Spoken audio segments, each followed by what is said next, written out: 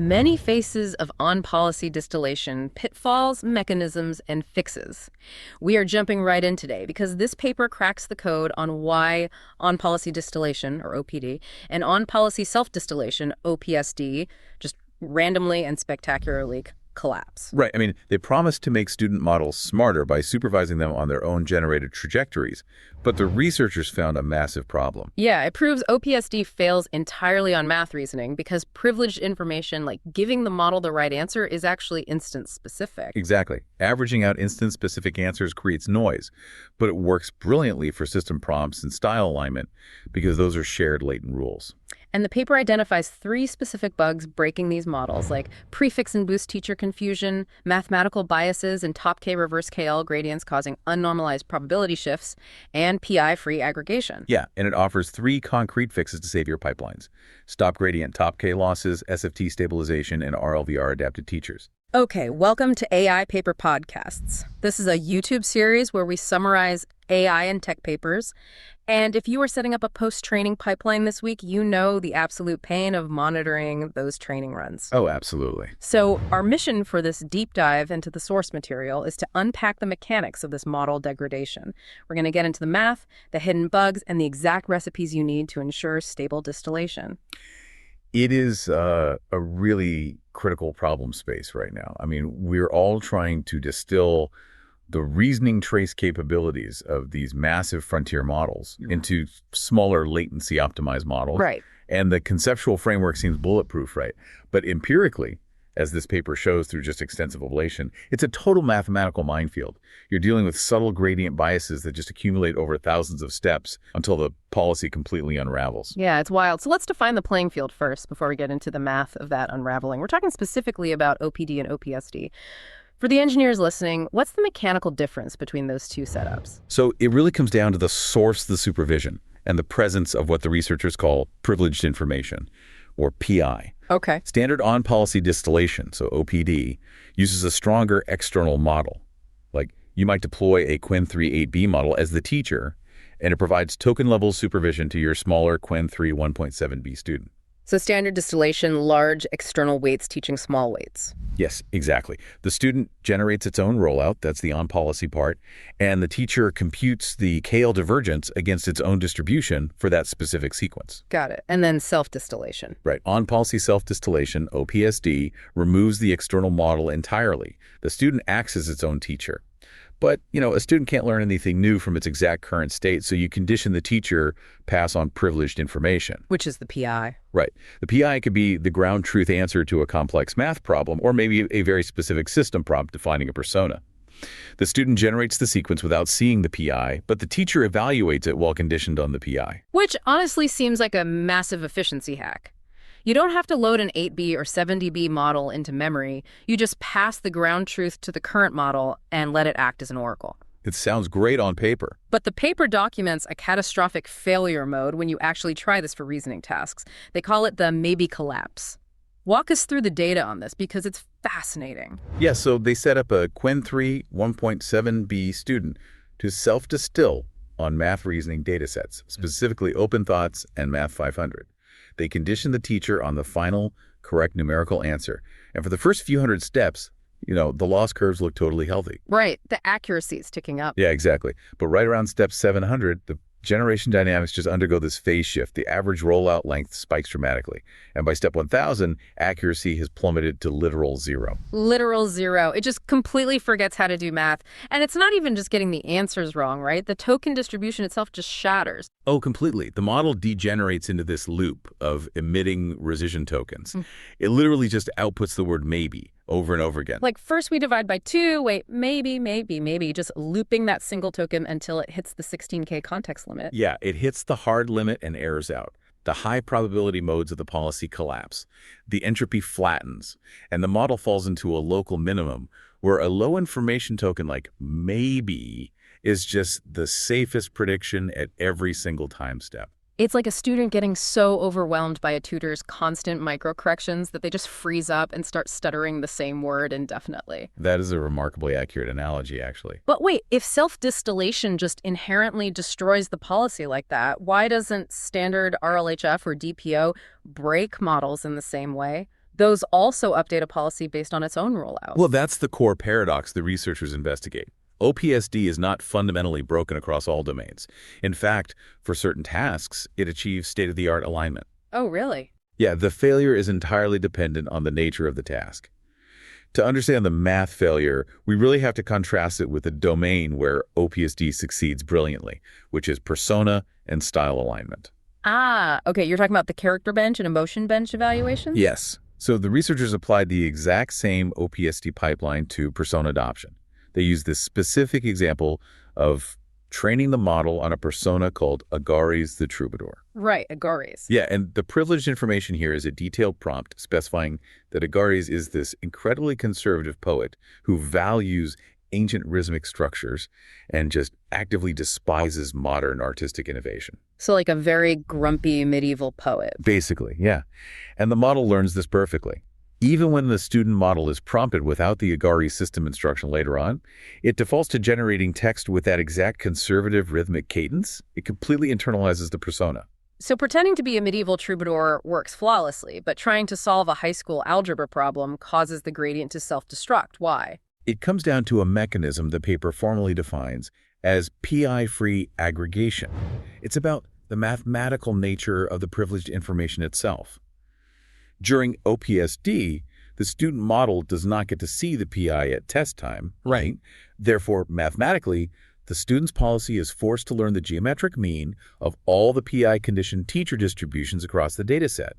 It has to average out the teacher's guidance. Wait, let me pause you there because I really want to challenge this logic. Are you saying that giving the model the exact correct math answer as a privileged cheat sheet during training actually makes it perform worse than a generic system prompt about poetry? Yes, because it creates an unlearnable gradient.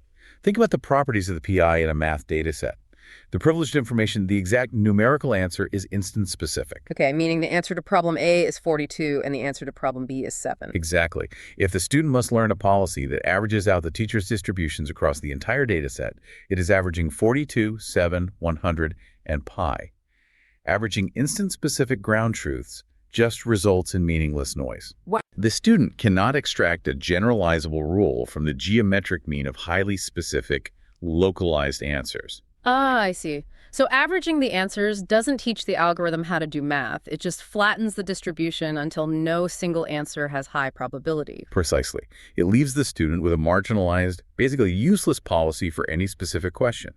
But apply that same PI-free aggregation math to the troubadour. In style alignment, the PI is not instance-specific. It's a shared latent rule. Because the instruction to speak like a conservative poet applies equally across every single prompt. Yes, uniformly. So when the student averages out the teacher's behavior across thousands of examples, it actively reinforces that shared rhythmic style.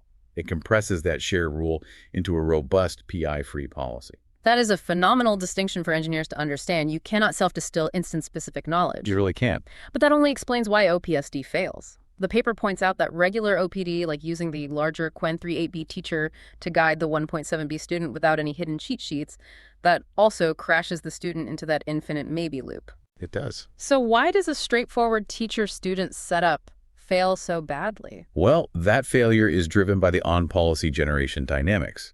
Specifically, what the researchers term prefix-induced teacher confusion. Okay, let's dig into this. Because the distillation is on policy, the smaller student is the one auto-regressively generating the prefix, right? The chain of thought token by token. Exactly.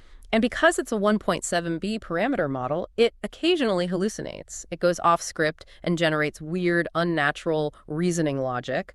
Like the paper highlights an example trace where it says, first, let's prove that. Wait, but wait. Yeah, so put yourself inside the forward pass of the 8B teacher model. The teacher does not get to generate its own clean reasoning trace. It is forced to condition its token-level probability distribution on that exact, unnatural, student-generated prefix. Oh, wow. The teacher is pushed entirely out of its own manifold of normal reasoning states. It's like grabbing the steering wheel, driving the car straight into a muddy ditch, and then asking the driving instructor, okay, what's my next move? Yes. The instructor's just panicking because they'd never be in the ditch to begin with. Their entire strategy relies on being on the road. That is the exact mathematical reality of the gradient mismatch. The teacher is evaluating a sequence it would never naturally generate. And the researchers actually pulled the heat maps of the supervision signals to see what happens to the KL divergence in these moments. And what did they find? The data is highly counterintuitive. You might assume the teacher provides the strongest, most helpful guidance when the student is on the right track. Yeah, I would assume that. The heat maps prove the opposite. Wait, really? The gradient is stronger on the hallucinations? Yes. Incorrect, garbled student trajectories receive significantly stronger corrective gradients from the teacher than correct trajectories.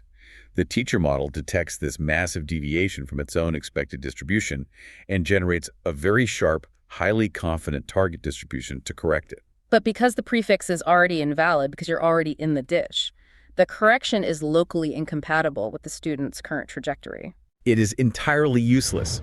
The teacher is demanding a high probability transition to a token that makes zero contextual sense given the preceding gibberish. Right. So the student cannot map that steep gradient into a coherent update, which just injects severe instability into the policy. Okay, so the student hallucinates, confusing the teacher, and the teacher responds by applying massive gradient updates that are locally impossible to follow.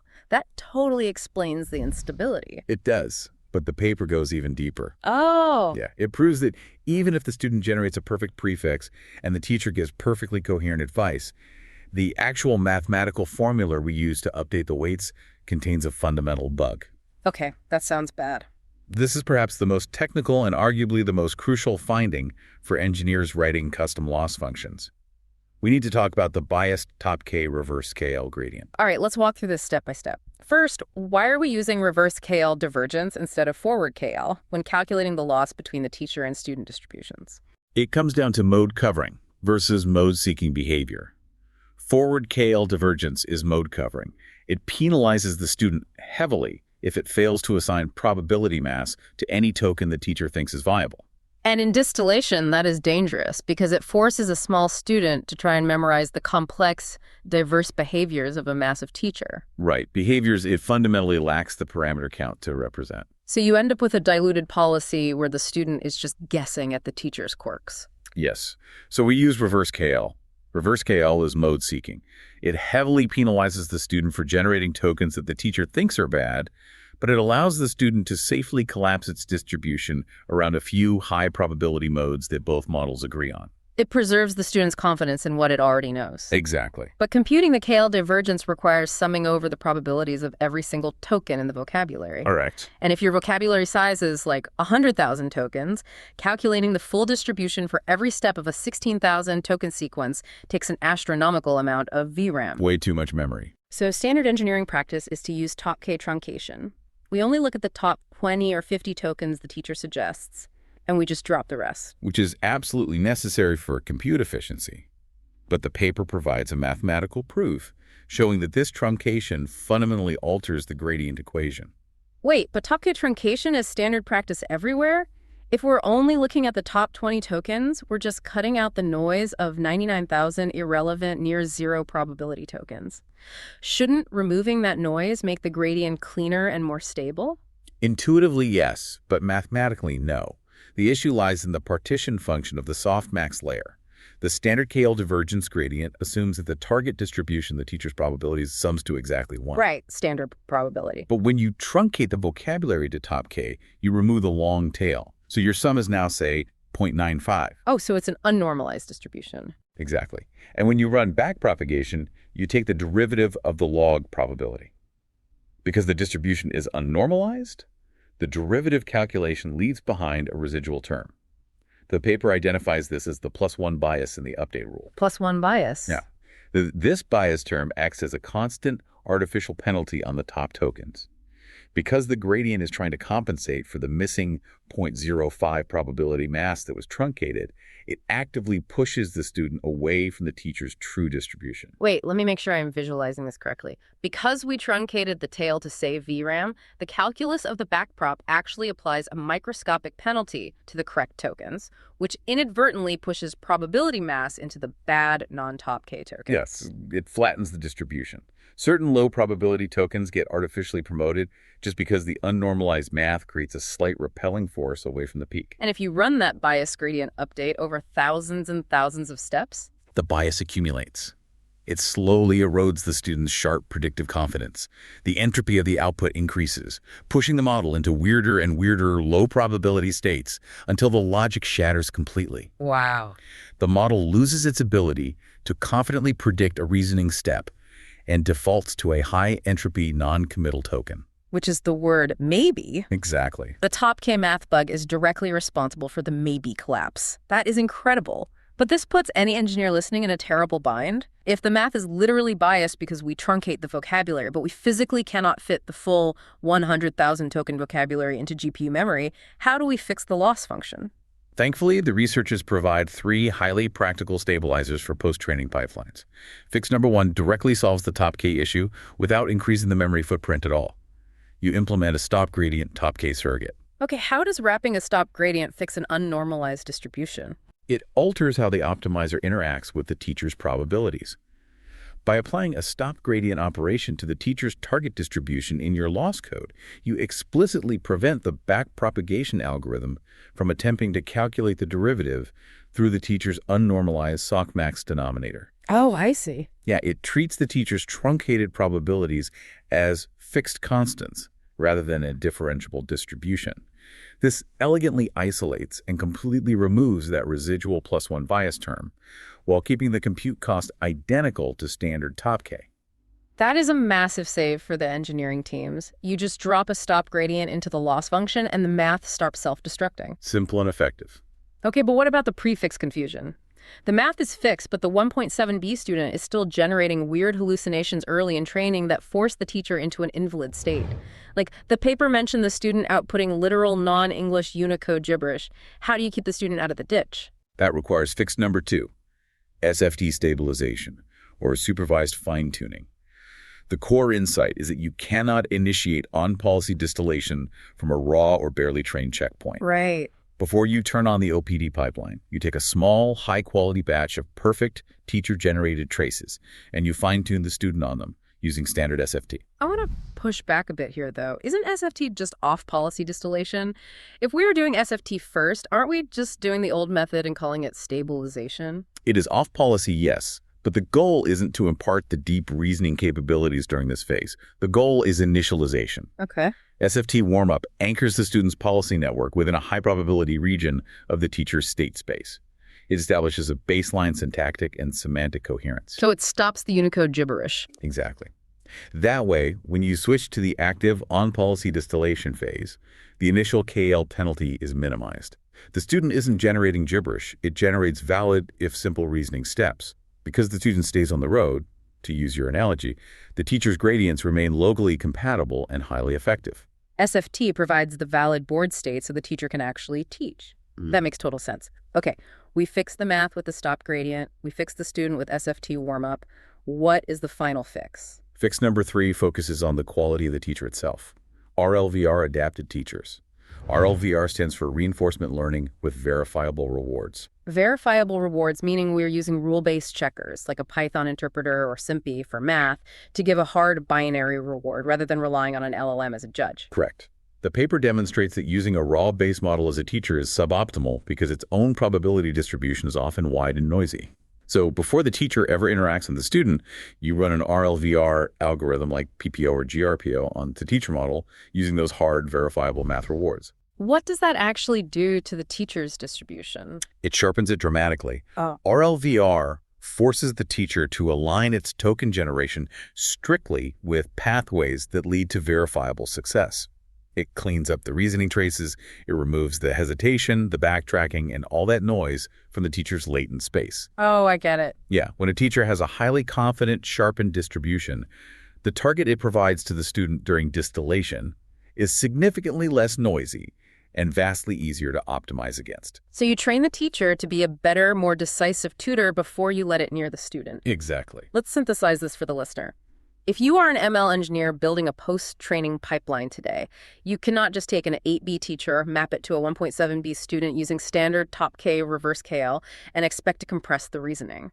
A gradient will explode into a repeating loop of gibberish. Yep, it's guaranteed. You need a deliberate architecture. Do not use instance-specific privileged information for self-distillation. Anchor your student in a valid semantic space with SFT warmup. Clean up your teacher's logic with RLVR. And crucially, update your loss function with a stop gradient to remove the TopK truncation bias. That is the exact blueprint for stability. Distillation is incredibly powerful for deploying frontier intelligence to edge devices, but, the mechanics of the gradient are just so fragile. However, there is a final, highly provocative implication the paper hints at in its conclusion regarding this stabilized pipeline. Oh, where does this lead us? Look at the three components we just verified as stable. SFT for initialization, reinforcement learning with verifiable rewards to sharpen reasoning, and on-policy distillation to compress that knowledge into a deployable policy. Okay. The paper suggests these aren't just fixes. They are the nodes of a closed-loop system, an iterative self-improvement pipeline. Oh, wow. You anchor with SFT, you explore and discover new reasoning pathways with RLVR, and you compress those discoveries back into the base policy with stable OPD. If we have truly stabilized the math so the models never collapse into those maybe loops, we might be looking at the exact mechanical blueprint for continuous, autonomous LLM self-improvement. A system that recursively generates its own high-quality reasoning, verifies it, and distills it back into itself, requiring absolutely zero new human annotated data. Exactly. You solve that mathematical collapse, and you unlock the engine for perpetual learning. That is a massive paradigm shift to think about. Well, thank you for joining us on this deep dive into the source material here at AI Paper Podcasts.